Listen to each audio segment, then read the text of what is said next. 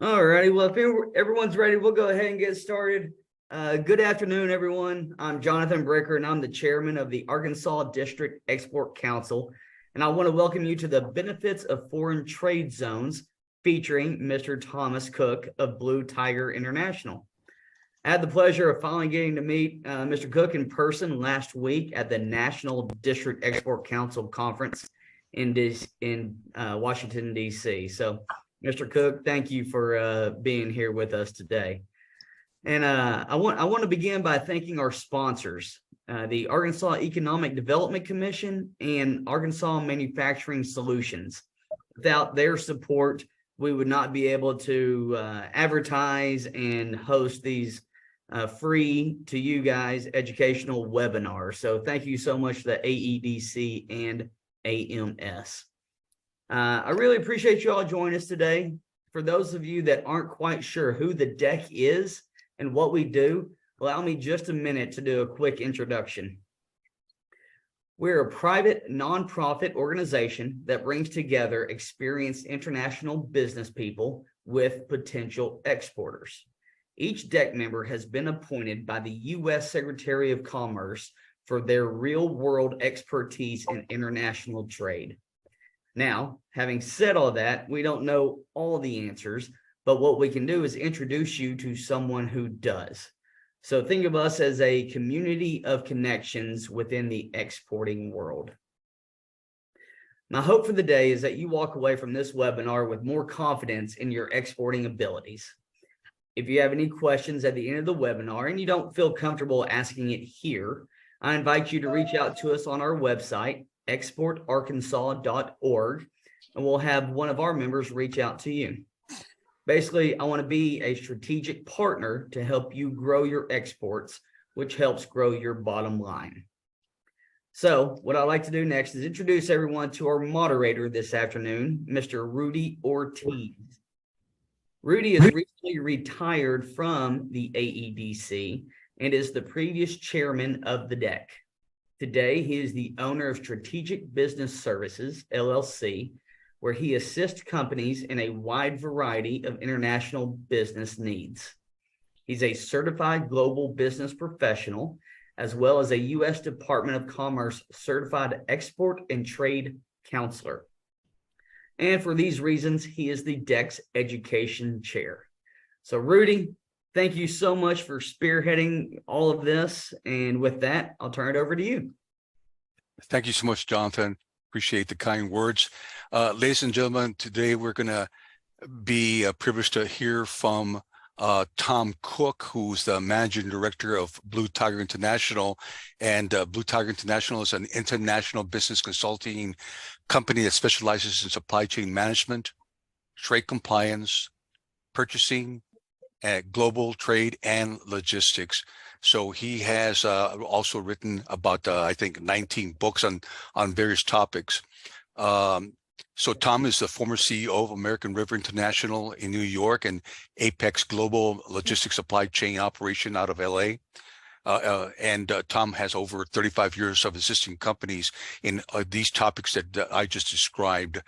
Tom is also the director of the National Institute of World Trade and has had a educational and training organization for many, many years out of New York. And Tom, with that, if you will go ahead and take it away, would really appreciate it. Will do. Thank you all. Thank you, Heidi. Thank you, Rudy. Thank you, John, for all that. And I'm looking forward to having a good meeting and some Southern hospitality. So let me get up the screen. Okay. Heidi, we can see that okay? Yes, it's good. Good. Okay. So we're going to talk about foreign trade zones. And what I understand is that the format is going to be used where we can have a conversation at any point in time. So if anybody has a question or a comment, or you want to add something to the presentation, feel free to do that. So I have a PowerPoint presentation, which kind of just gives me, a following of discussion topics. But really, at any point in time, if anybody has a question or a comment, please feel free to jump in. So foreign trade zones have a specific definition, which I've outlined here. But really, I want to focus on the highlighted one in yellow, which is that it's a legal and a proven supply chain method for reducing landed costs on imported and exported goods moving to and from the United States. Foreign trade zones are the ones we're talking about today, are the ones that are located here in the United States, but understand they exist all over the world. And in fact, our business model, when we put them together, are now extended to about 14 different countries besides the United States. So why we're having this conversation is that foreign trade zones benefit to an importer and exporter is that it reduces the landed cost, and it could reduce the landed cost as much as 20 to 25%, depending upon the nature of the product and the nature of the supply chain. It also allows a company to enhance its competitiveness, which obviously is important. And when you enhance competitiveness, you also enhance your margins, which obviously is always a critical factor. The companies that are eligible for the concept of a foreign trade zone are importers and exporters, and particularly if you're involved in manufacturing and distribution, but also our service providers and 3PLs. And in our business practice, we used to do 90% importers and exporters, manufacturers and distributors, and about 10% service providers and 3PLs. But that's now switched to about 60-40, which means that there are a lot more service providers, meaning freight forwarders, custom house brokers, and 3PLs getting into that business. And also eligible are warehouses and truckers that provide international services and would be eligible for that benefit.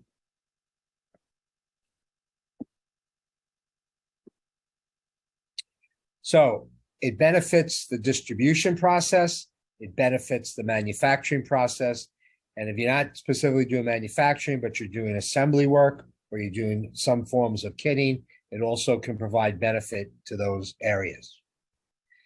So if a company was thinking about creating a foreign trade zone, the first party that you have to talk to is the Department of Commerce in Washington, D.C. Within their International Trade Administration, they have expertise and a team that helps manage foreign trade zones. Because they're located in Washington, they outsource that responsibility to the various states all around the country, as well as some of our economic zones like Puerto Rico and Guam. And the states, again, not having local capabilities, they give that authority to port authorities, local economic development agencies, World Trade Centers, and organizations like that. And that group, which is called the grantees, cover a very defined geographic area that's in their purview. But those agencies that I've just previously mentioned do not have the bandwidth for enforcement. So there's an arrangement has been made between the International Trade Administration in Washington and U.S. Customs. And because Customs have manpower and enforcement capability, that function is outsourced to Customs Border and Protection, CBP. The process of becoming a foreign trade zone, I'm going to go through that process in a moment. You basically are then given the authority to manage that foreign trade zone. So at the end of the day, the running of that foreign trade zone and the managing the foreign trade zone is extended to the company that's called the operator, whether it's a principal importer exporter or whether it's a 3PL or a service provider. They're given the management oversight to make sure that the foreign trade zone is complying with all the regulations that are given by the International Trade Administration and U.S. Customs. So the three key players that we talk about in a foreign trade zone is the grantee, which is that local agency, the World Trade Center, foreign economic development zones, okay, or various government agencies. They give authority to an operator, and the company that uses the facility is called the user. The operator and a user can be the same company, or it could be a third-party situation. So this could be one of the more important slides that we look at here, because this is the meat of why we would even think about really becoming a foreign trade zone.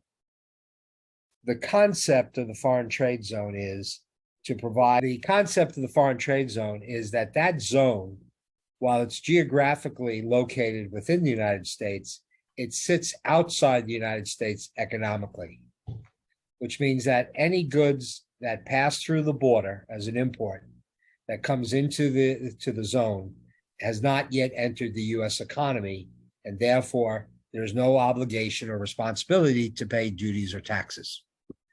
It's only once those goods come out of the zone that there's a responsibility to pay duties and taxes. So the first benefit that a importer and an exporter, manufacturer, distributor receives is the cash flow advantage of not having to pay duty or taxes to a later date. And in a foreign trade zone, there is no time frame. Freight can be kept in there unlimited amount of time. Okay, so whether it comes out the same month, it comes out 2 months later, or it comes out 5 years later, it doesn't matter. You get the benefit of the deferral of that obligation to the point that it enters the U.S. economy. 2 years ago, because of the interest rate levels, we were using a 2.5% or 3% internal rate of return. But as we all know, interest rates have skyrocketed in the last year and a half, and we now use a 10 to 12% rate of return, which allows the cash flow advantage to have a much greater impact in the costing model for companies. Tariff inversion is another benefit. This is specifically relates to companies that are doing manufacturing, assembly, or kitting. Tariff inversion means that if I bring in raw materials, parts or components into a foreign trade zone, and I now manufacture a finished product, customs allows us to take a look at the harmonized tariff number of the finished product as compared to the raw material or components or parts, and whichever gives us the better rate of duty when it enters the United States, that's the one we can use. As a general statement, when we import, finished product carries a lower duty rate than does raw material, parts, or components. So we put together several foreign trade zones for various car companies. And as an example, because we all relate, because we all use cars, is that when a car comes in from overseas, the average duty rate is around 2.5% for a personal vehicle. Okay. But tires or engines, electronic components, leather, and so forth might come in anywhere from 4.5% to as much as 9% duty rate, right? So you think about all those parts coming in, and now you take the fact that Toyota or BMW or Jeep now assembles a car, further manufactures it, okay? They bring that in at a much lower duty rate. So tariff inversion for a manufacturer, assembler, or kitting company really can provide a significant benefit because you can bring it in at that lower duty rate. Now, a lot of companies use North America, particularly the United States, as a North American or a Western hemisphere distribution hub. So anything that gets exported from that facility, there's no obligation to pay duties or taxes at all because those goods would never have entered the United States. Okay, so depending upon every company's profile, this also could be a big benefit. And appreciate the fact that you don't have to be the actual exporter. If you sell it domestically and that company exports, then they can get that privilege as well. Another big benefit is what we call weekly transactions. When the goods come through the border in a foreign trade zone, into a foreign trade zone, we have to create a document declaration to customs that the goods are moving from the border, but there's no customs clearance responsibility. When the goods leave the facility a month later, 2 months later, 3 months later, that's the only time we're obligated. But customs gives us the benefit of only doing a weekly manifest transaction. So we could take all the goods we shipped out on Monday, Tuesday, Wednesday, Thursday, and Friday, and at 4 o'clock on Friday, just make one declaration to customs to say, here's all the merchandise that left. These transactions went to this company and this company and this company, and these transactions left and went to Canada or Mexico. And then only at that time is the obligation to pay duties or taxes. Merchandise processing fees is something that customs assesses on goods that come through the border. And a typical containerized shipment would have merchandise processing fees capping out at $575 per container. But it's only against one transaction. So if you had 50 imports a week, you'd have to pay that $574 50 times. But if you only have to do one weekly transaction, customs allows you only to pay that merchandise processing fee against that one transaction. So you could save tens of thousands of dollars a week, okay, just by having the benefit of a weekly classification of and dealing with customs and handling that transaction. And lastly is that there are a lot of states and counties around the country that looks to have foreign trade zones in their domicile, and therefore they provide additional benefits to the foreign trade zone operator, generally tax relief, training credits, and so forth, and also different types of bonds that are available to them with interest-free payments. So there are other programs that are available state by state. So as an example here, last year we put together a foreign trade zone for a tier 2 auto supplier that was based in San Diego. This company wasn't considered a large company. It was only doing about $25 million worth of business. But they switched at their location from being a distribution facility where they were bringing in finished product from overseas. They switched to a foreign trade zone. And instead of bringing in the finished product, they started to import the parts and the components, and they finished the assembly of their product in that facility, which was now a foreign trade zone. So against that $25 million of sales, they saved $3.5 million in their first year.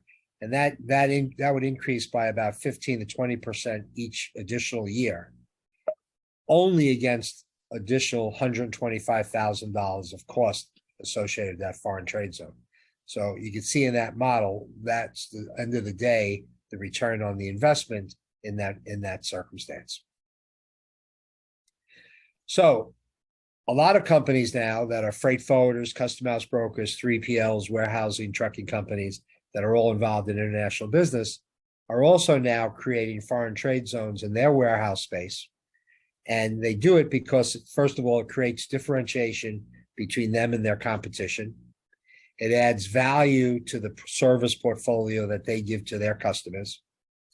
And they're now providing very direct support to their clients and helping their clients reduce their landed costs. And instead of being just a vendor, they really now have elevated their relationship to their clients to be a partner. And that creates a more sustainable relationship. And secondly, is it kind of adds additional revenue streams because the principal importer and exporter can outsource some of its compliance and technology responsibilities to the 3PL. So for a 3PL, freight forward, custom house broker to look at a model for themselves, we take an example of a company in Los Angeles where we took a 750,000 square foot facility that they were operating about 20 miles outside of the city. And we switched 50% because when you choose to go down a foreign trade zone path, it doesn't have to be the whole facility. You can define a very specific area within the facility that you want to have to get that benefit.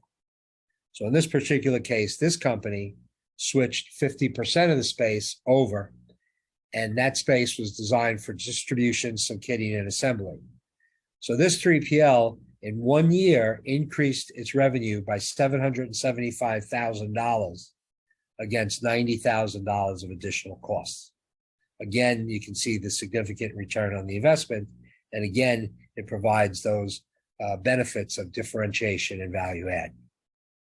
So when you look at these two models, you might ask the question, why isn't everybody involved with this?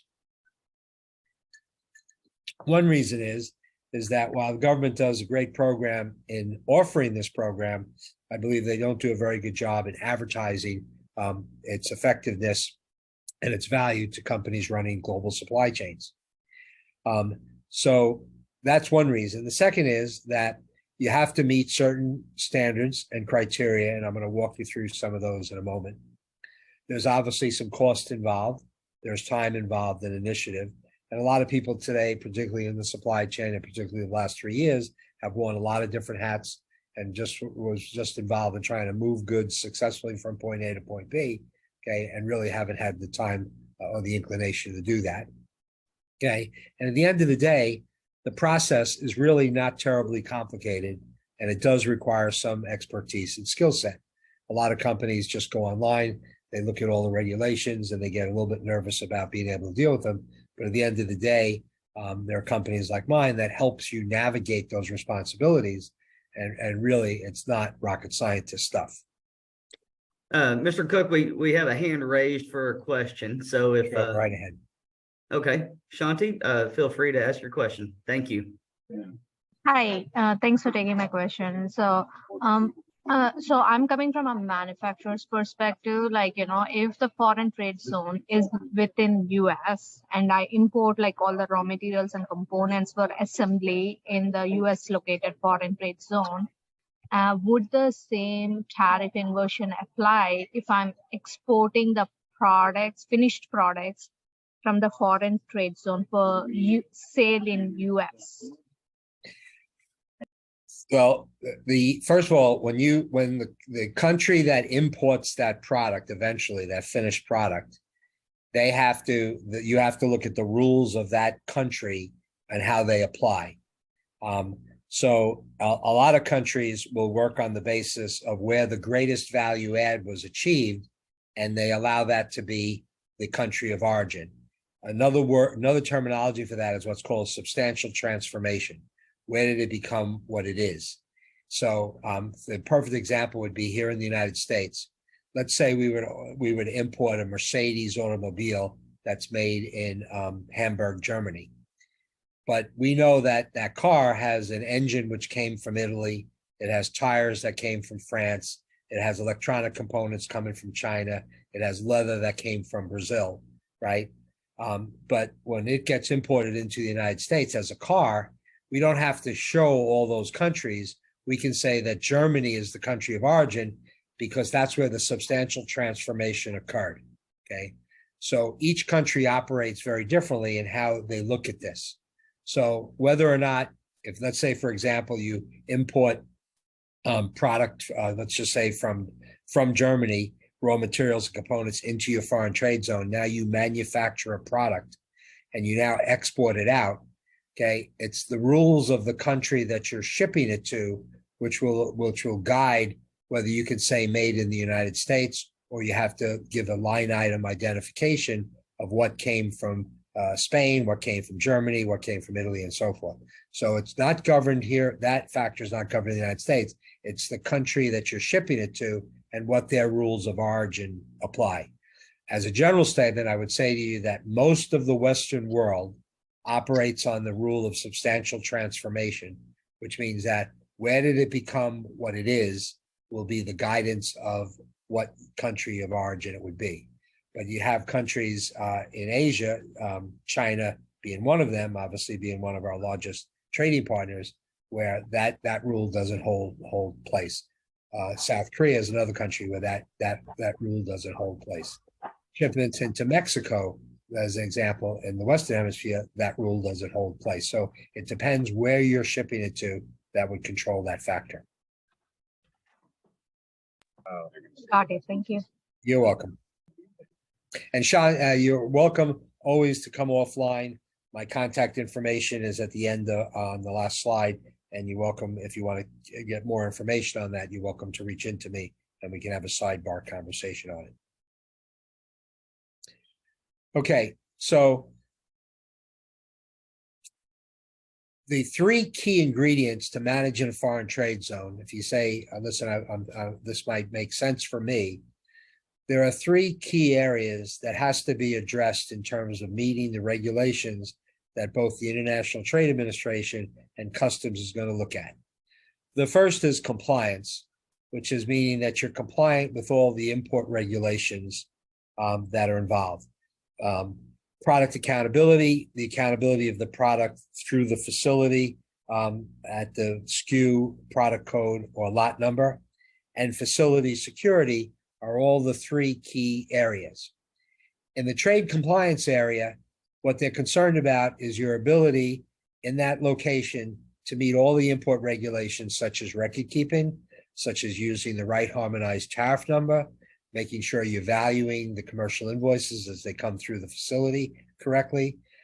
We now know that social compliance has entered into the import process. And what we mean here very specifically is where foreign suppliers, particularly in China and Africa, might be using forced labor in their manufacturing process. It's a big issue of customs right now.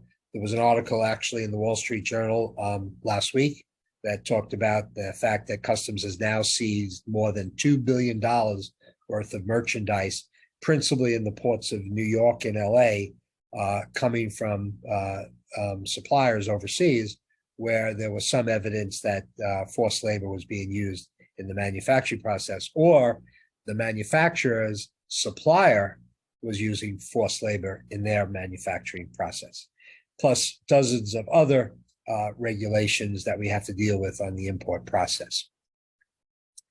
In product accountability, what we like to use the words as cradle to grave is because when we're importing something, there's a purchase order that's generally created. The purchase order goes to the supplier overseas and then turns around.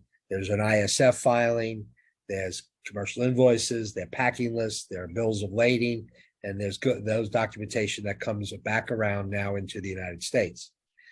Customs has an expectation that you're going to be able to manage the information flow at the product SKU, product code, or lot number, which typically would be identified in the commercial invoices and the packing lists. And there's an expectation that as it comes in, inbound, and as it leaves outbound, that accountability system is going to be in place. And the only way that that can be in place today is through a technology-driven solution. Okay, years ago, foreign trade zones could be operated manually through paper, creating that accountability chain, but that's not being used anymore. Customs requires that there's a technology in place to manage that process. The technology solution starts off with a PO management system that works with a WMS and also ties into an outbound TMS or transportation management system. Okay.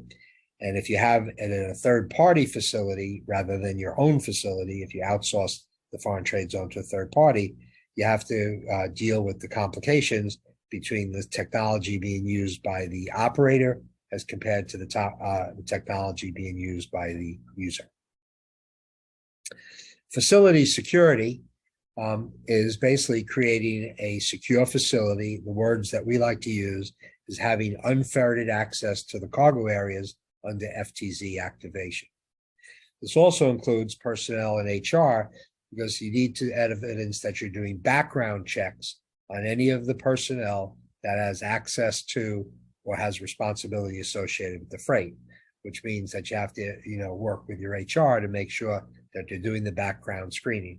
At the end of the day, what Customs is really concerned about is they don't want somebody with a felony conviction having access to those freight areas. Every facility has a perimeter. They don't say that you have to have a fence around that facility. They just say that the facility perimeter has to be secure. That could be secured by cameras. It could be secured by security guards. It could be secured by fencing. It could be secured by natural boundaries, because we have foreign trade zones that are along train tracks on one side, a river system on the other side, or commercial buildings on one side of it. So it doesn't make a difference what's used, but there just has to be some level of perimeter security. The areas of cargo and storage and where the goods handled is also secured. Okay, drivers that would be loading and unloading, not having the ability to walk into the cargo areas without being challenged, things like that. Locked doors, access controls, badges, and limiting who has access to the areas that are under FTZ control. Cameras, alarm systems, security protocols, having those in place, and taking those three pillars now of your compliance, your product accountability, and security. Those are the three things in the application process that we demonstrate to Customs that you are able to deal with. So another way of looking at the foreign trade zone relates to the conversation of what we call landed cost. Every company that's importing in a serious mode is looking at what they have as a landed cost of their product. How else do they determine what their margin needs to be and what they're going to sell it for if they don't know how much it costs to get it from point A to point B? So we've taken the landed cost and we put it into 5 pillars. The first is the acquisition cost, what we pay for the merchandise to the supplier, the freight to move it from point A to point B, Then we have the cost associated with customs clearance, the cost associated with paying duties and taxes, and then the cost associated with the final warehousing, fulfillment services, distribution to get it to point of value to our business. Okay. The two that are highlighted in red in this one are the ones that the foreign trade zone has the significant impact on in creating a lowering of your cost. It reduces the cost directly associated with customs clearance, and it reduces the cost or eliminates it on the duties and taxes that are paid to Treasury. So a lot of companies ask us, well, if we go down this path, are we going to have to hire additional people? Are we going to require, to add additional staff and so forth? And at the end of the day, the answer is generally no. Okay. What we do is we take and establish a point person on the team who is inclined or might have prior experience with foreign trade zones. And we treat them and we give them really another whole skill set of foreign trade zone management. And we train them in those three pillars of compliance, accountability, and security. And it becomes an extension of their additional responsibilities that they have in running the company. So as a general statement, okay, there is not a requirement to hire additional people in most circumstances, because most of the concepts and principles, once they're established, they run just like a regular warehouse would from the beginning to the end of the operation. So again, for importers and exporters looking at the foreign trade zone, the benefits fall into the deferral or the elimination of the duties, reduced clearances, opportunity for tariff inversion in manufacturing, assembly, and kitting, the reduction of the merchandise processing fee, and at the end of the day, reducing the landed costs for bringing it from the supplier overseas all the way to point of value. For a freight forwarder, custom house broker, 3PL, trucking company, warehouse, the benefits to them is it creates differentiation between you and your competition. It creates margin and profitability. It creates a more sustainable relationship with your client, okay? And there's the opportunity for additional revenue flows because you could pick up some of the outsourcing responsibilities in managing some of the compliance and security requirements. So in the FTZ, the grantee gives authority to the operator and the user. And there are some circumstances where the operator and user are the same party, okay? And in some cases, they're different parties, okay? They both have responsibilities to customs, okay, for managing all those areas of responsibility. And looking at it from a flow chart perspective, the Department of Commerce and the International Trade Administration in Washington has a group within their structure, a foreign trade zone team that offers to the various states, who offers it to the grantees at the local level. So the entire United States geographically is split up where various grantees cover particular areas. The grantees give the authority to an operator, which could be a principal importer, exporter, or a 3PL. And then they have users. And if you're your own company, you could be both the operator and the user. If you're a 3PL, you would be the operator, and the companies that get the benefit, meaning the importer and exporter that you're servicing, they become the users. And I want to emphasize is that when you decide to go down this path, you do not have to choose that the whole location becomes a foreign trade zone. You could easily make the decision of taking a specific amount of space and making it the FTZ. You can decide. And it can also include perimeter areas, because a lot of companies load and unload containers outside in the yard, okay? A lot of companies also keep storage out in the yard. So obviously, if that's the case, you'd want to make sure that certain parts of the yard or all the yard is included in the FTZ profile.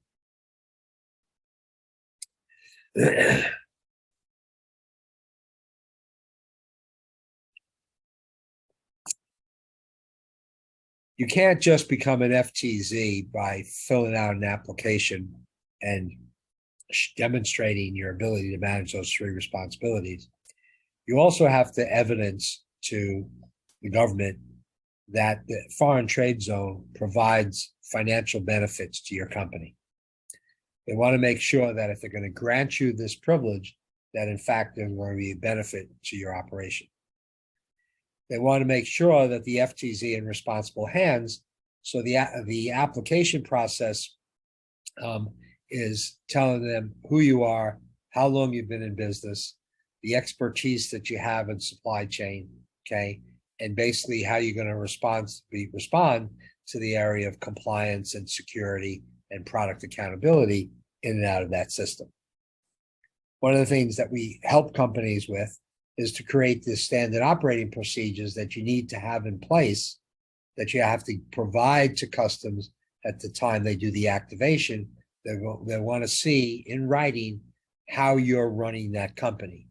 And for those of us that are involved in importing or exporting, we already have these things in place because we're supposed to have procedures in place from the government agencies already in place to manage the flow of goods in or out.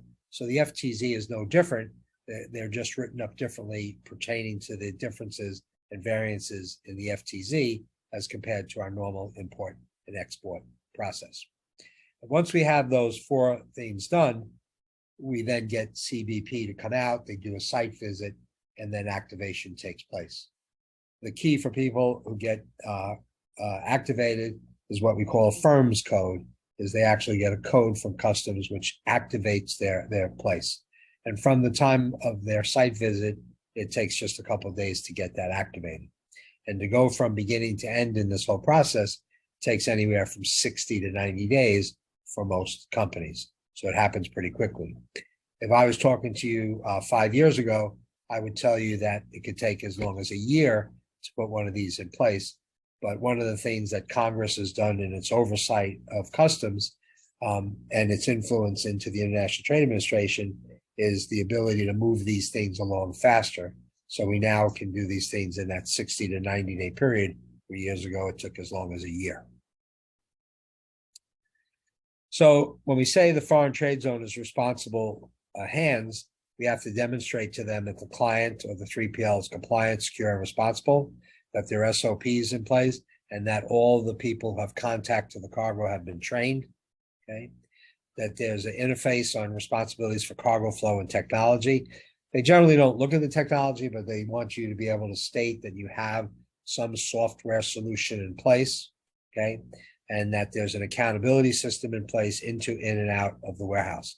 If you have manufacturing, then they want to make sure the accountability system also includes WIP, work in process.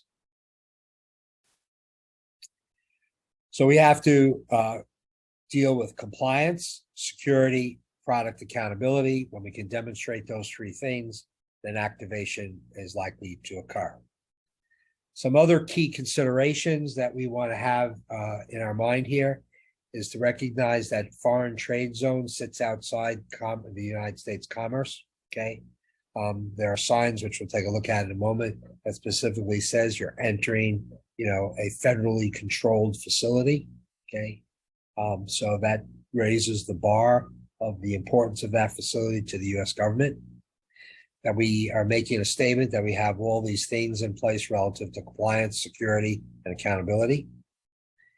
The government knows that in most circumstances, most of these facilities are owned by the principal importers or exporters, but we now know there's a huge growth and spike in 3PLs and service providers coming into this business.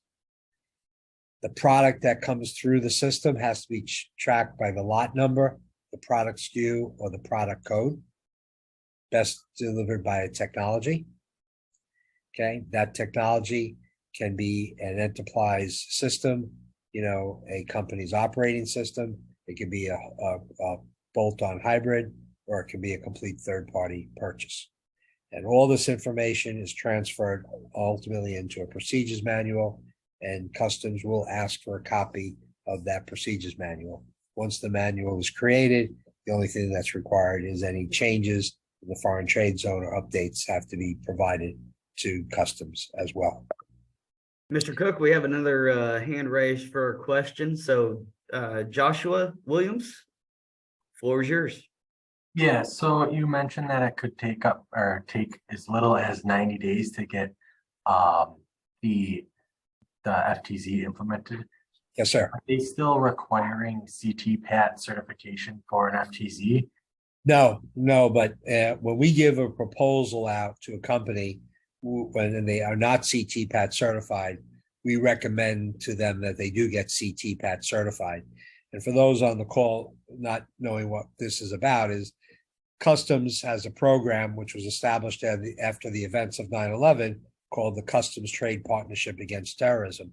And it's a voluntary program, originally opened up for importers, but the last 5 years it's now been available for exporters. And it basically is a voluntary program that elevates your compliance and security processes in your supply chain to customs, and you're given this special status. And why you would want that is because one is you get into a favored situation with customs. You will mitigate any problems with customs if something goes wrong. Your freight moves through the process faster, the customs clearance process faster, and there are less inspections that occur if you're CT-PAT certified. So we highly recommend it, but it is not a requirement that you do. Thank you. So coming back to the technology for FTZs can be internally created. If you have a team of people that do the programming, you have an existing ERP operating system, WMS, with a certain amount of steps taken, an increased number of fields and integration, you can take your existing system and create the ability to use it as an FTZ. You can fully purchase a whole brand new system. There are about 7 or 8 companies out there that provide FTZ technology. There are programs available that are hybrids, which are just bolt-ons and supplemental to existing ERP systems. And lastly, there are a number of service providers, typically the larger, more international sized service providers. Expedite is off the top of my head, Geodis, Kuehne+Nagel, Sparks Logistics, companies like that offer FTZ technology as part of their portfolio of technology services when they're involved in handling the freight inbound and outbound. So those are your options that you have for technology. However, having said that, there are challenges that we have to deal with. In my career, I was also a graduate of the Maritime Academy, and I went to sea for a number of years. And this was a picture that I took in the Mediterranean coming into a storm. And generally, you try to go around these things, but this storm was about 80 miles wide, and there was no way just to circumvent it. So this was a rough ride for about 10 hours. So the challenges that you have, because everything obviously falls into place, everything works very well, but there are things that we encounter all the time. The first is that in the United States, the government agencies that work for the federal government are all supposed to be responsive equally, regardless of the city you're in or the port or the gateway or whichever area of the country you're in. But we all know in reality that these things are not anything but people, and people's personalities come into play, people's interpretations come into play, people's work schedules come into play, and there are local issues all the time that are unique to Seattle as compared to Long Beach, as compared to Galveston, as compared to Little Rock, as compared to Atlanta, Port Elizabeth, and so forth. So the reality is that the International Trade Administration and their grantees and customs does work differently in each gateway and city around the country. And we have to navigate these personalities and these circumstances when they occur. Obviously, in cities where there's a higher frequency of this activity, the greater New York area, Miami, Savannah, Charleston, Los Angeles, Houston, places like that where we do a lot of activity, we know exactly what we're dealing with. When we work with some more remote locations, sometimes we have to figure out who we're dealing with and how best to approach that. So that becomes a challenge. How we finalize the foreign trade zone structure and how it gets utilized is also a challenge, because it's easily said that, you can take a certain amount of space and make it, or the whole facility, but, you have to really create a very valued decision in what space is allocated, because once you allocate that space, that's what's intended it's used for. You can always change the space, make it larger or smaller, but once you're there, it's where you're going to intended to work, and that's where you have most of your activity going to take place relative to the FTZ. Whether it becomes part of the yard, whether it becomes in your manufacturing space, your warehousing space, distribution, and things like that, that all becomes relative in how it gets utilized. The technology construction, okay, how that finally merits out. Is it something that you create a hybrid solution for, or it's something that you just change with your programmers, okay, or something that you purchase externally?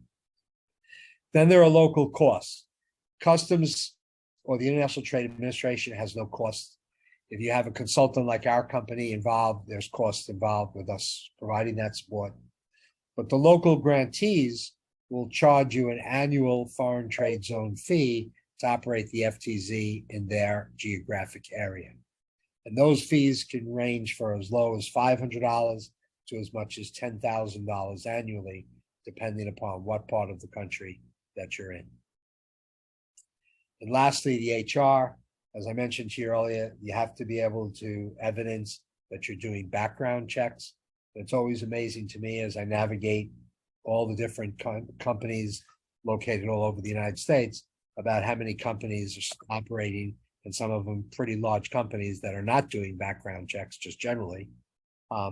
So this becomes an issue because you have to develop a background check capability. And two is the issue that if you end up having somebody who has a felony conviction in their background, that becomes something that we have to navigate. Doesn't mean that that person has to be terminated or you can't do the foreign trade zone, but we have to somehow work with customs to navigate it. Could be that that person is exempt for one reason or another. It could be that that person is given certain controls in accessing it. Each circumstance when we have to navigate it has a different solution, but we're always able to navigate it, but it does become a challenge. So those are the issues that we mostly deal with. Managing these challenges is doing your homework, and a webinar like this and this presentation is the beginning of getting an information flow into you. So it's the starting of your homework. Consult with external expertise. There's a lot of companies like my own that do this kind of work and help companies navigate these issues. Recognize that there is significant internal collaboration has to take place. So when you think about the supply chain, you've got purchasing people, you've got logistics people, customer service people, finance people, legal people, operations, senior management, all have to be involved in the process and so forth. So it really becomes a collaborative issue because the foreign trade zone has touch points that go way beyond the direct holders and managers of the supply chain. It also extends to your trading partners, trucking companies, external warehouses, suppliers, buyers, and so forth, all come into the mix in operating a foreign trade zone. And lastly, you need to obviously properly budget for it, plan, and execute. And at the end of the day, what you're really trying to make sure is that there's going to be a return on the investment. That becomes a critical factor. Recognize that with the foreign trade zone, you're entering a federal facility. Okay, so one of the things that you have to do is place signs like this at all the entry areas into the foreign trade zone so that everybody going in there knows that they're entering that kind of facility. So we've developed a 4-step process to help a company either be in a principal importer or exporter or a 3PL service provider to think through the process of becoming a 3PL. The first step is an assessment, and that's kind of an intellectual conversation that takes place to make sure that the nature of your supply chain and the nature of your import and export process, manufacturing, fulfillment, assembly, distribution, all those factors, that it would make sense for you to consider going down that path. So from an intellectual perspective, if it makes sense, we go to the next step, which is to do a little bit more deep dive of the assessment so that recommendations can be made as to what you need to do. And that's where a financial model gets created. And the financial model outlines what your costs are going to be and what the return on that investment is going to be. We have a general formula that there's got to be at least 40 times the return of the expense in order for it to make sense. And generally, we get that minimally in the formula. Operational model, that's the more difficult part of the four-step process. The operational model answers the question, what do I have to do differently to bring a foreign trade zone into my supply chain? So we come back to those three pillars. So what areas of compliance do I have to address? What areas of product accountability do I have to address? And lastly, what kind of issues of security do I have to change in my company to make a foreign trade zone work? And once you get those 3 steps down, then implementation takes place, which is really just contacting customs to get activation done, filing the applications, and take care of all the tweaking. And if you look at from the beginning to the end, this is generally around a 60 to 90-day process. Now, in reality, we've done it in 2 weeks from beginning to end. That's an aberration. And there are times it's taken as much as 6 months, and that's an aberration as well. Most fall into that 60 to 90-day period in the majority that we put together. And one of the reasons is congressional oversight over customs has, forced them to move things along much more quickly. In the beginning of COVID, things slowed up like it did almost everywhere in the world with government agencies. But, I would say by the second half of the second year, things started to turn around and they came back more to a normalization. So we're able to, in most gateways in most cities around the country, move things along in that time frame. So in the assessment process, when we talk about a foreign trade zone, we also take a look at a company's supply chain. And I only mention it here because this is a relatively important subject matter, which is we really look at an array of subject of maybe it should be a bonded facility that you should be looking at and not a foreign trade zone. Tariff engineering is a concept that's associated with, materially changing how you manufacture something to obtain a lower duty rate, okay? And it's a legitimate process that's acceptable by U.S. Customs.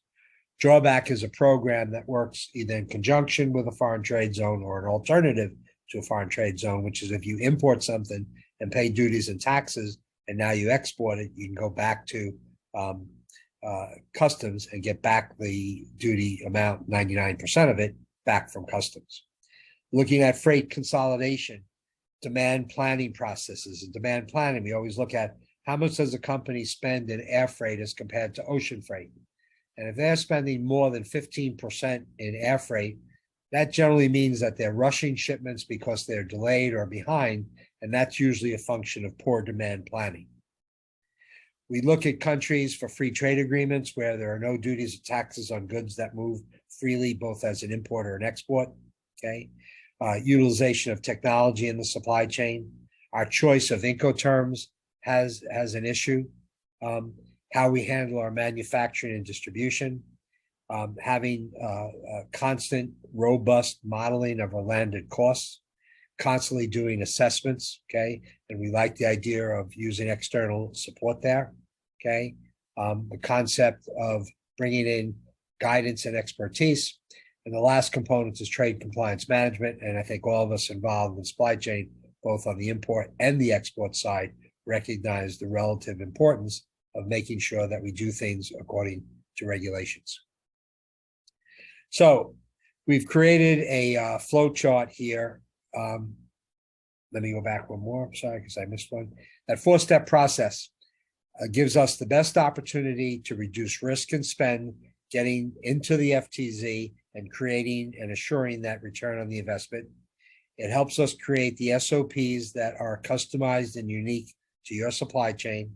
It assures compliance, security, product accountability standards are met, and it trains senior management oversight and the point person and the operating staff who has day-to-day responsibility. So in this flow chart that we have, just creating a visual, a company in a foreign trade zone can commingle both import and domestic freight. People run a bonded facility. In a bonded facility, you can only keep international freight. You can't commingle domestic and international. So one of the advantages of an FTZ versus bonded is that we can commingle the two. They come into the facility. They come in as a domestic purchase. They come into our inventory work in process and eventually leaving in distribution. And they're going to come out in one of three categories. They're going to be a domestic sale, which now gets entered into the economy. We pay duties and taxes at that exit point. It becomes an export sale in which there's no obligation to pay duty or tax at that because it's leaving the country. And the third is a domestic sale, but the domestic company is going to export it, and we make arrangements with that domestic company so that there doesn't have to be any duty or taxes paid in that transaction. Okay, so we have reports that are outlined in the bottom that flow through that whole same system that ultimately goes to customs to make the declarations of the goods come in to the United States. Another pictorial is you have a domestic PO, an import PO. This is the flow of information, comes in to the facility. You have an import receipt against the PO that comes into a foreign trade zone management team data file. Okay.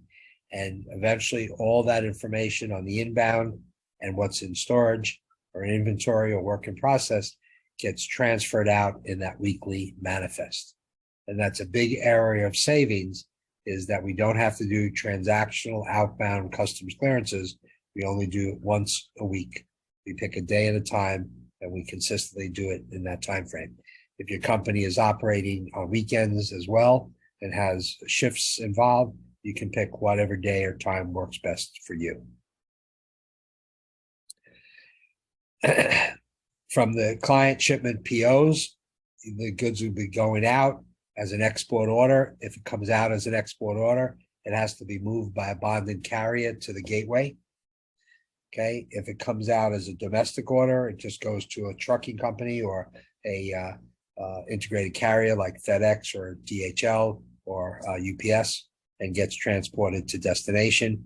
But either way, the declaration to customs is through that CBP weekly manifest. So additional considerations is that depending upon where the location of the FTZ is and in which port or gateway the goods come through, we can arrange for a direct delivery process, which speeds up the movement from the gateway to the facility. Bonded trucking has to be utilized on anything moving to and from the FTZ. Okay, keep in mind that the difference between bonded and FTZ, one of the major differences is that in the FTZ, we can commingle domestic and foreign purchasing, where bonded, we can only keep foreign purchasing. If we have products that are controlled by the FDA, we have to go through another level of authorization from the FDA in order to bring goods into the foreign trade zone. It's not going to prevent it from happening. It just becomes another level of administration that we have to deal with in making it happen. Hey, Tom, as it turns out, there is someone who's asking a question. Ms. Heidi, can you see who it is that is asking the question? Because I don't see the hand raised.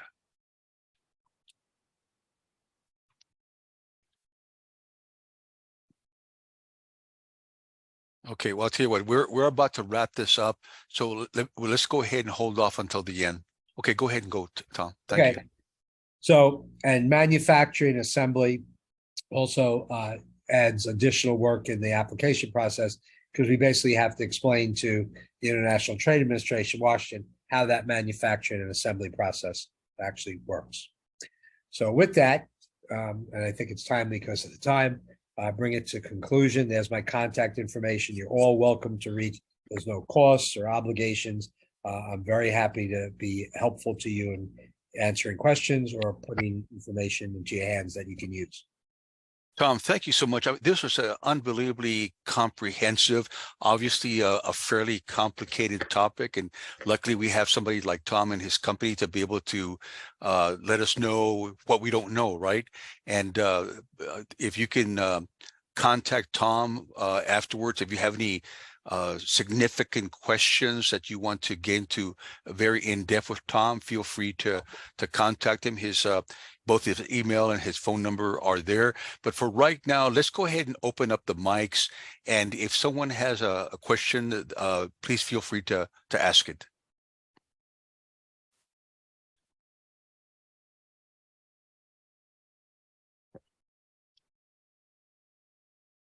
Well, okay.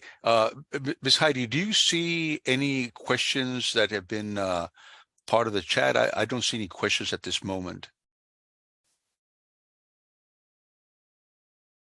I don't see any either, Rudy. Okay, all righty. Well, I tell you what, given that, I'm going to assume that there aren't any questions, and that if you do need to contact Tom, please take a picture of this slide here where it has both his email address and his phone number, and please feel free to contact them.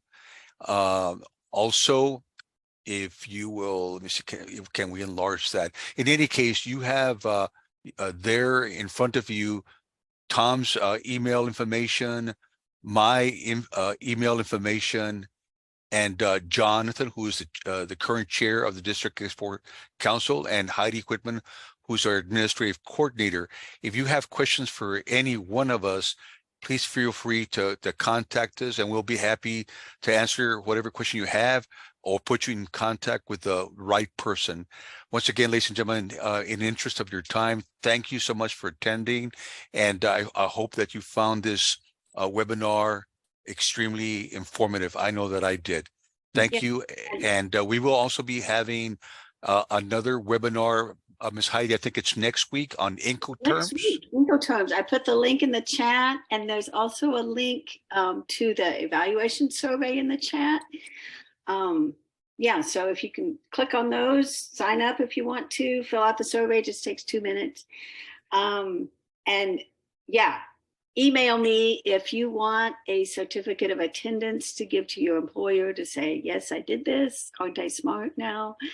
And, Yeah. And we really would appreciate if you would fill out the survey, because of course that's the only way that we know whether we're doing a good job and whether we can make improvements. We're always trying to improve our communications. And so if you would be so kind as to take a couple of minutes and fill out the survey, that would be very, very valuable to us.